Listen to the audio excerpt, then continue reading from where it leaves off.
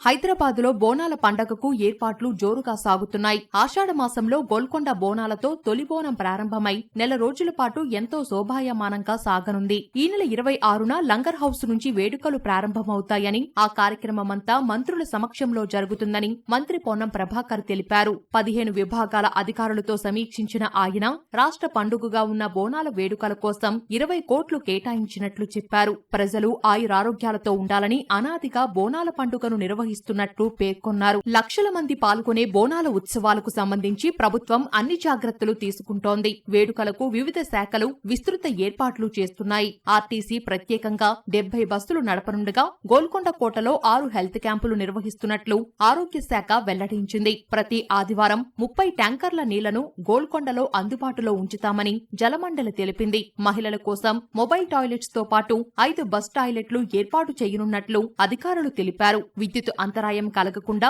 Mobile ట్రాన్స్ఫార్మర్లు, ఒక ఉద్యోగిని ఎప్పుడూ అందుబాటులో ఉంచుతారు. ట్రాఫిక్ కు ఇబ్బంది లేకుండా అధికారులు చర్యలు చేపట్టారు. ప్రభుత్వం అన్ని విధాల సహాయ సహకారాలు అందిస్తున్నట్లు గోల్కొండ జగదాంబిక ఆలయ చైర్మన్ చంటిబాబు తెలిపారు.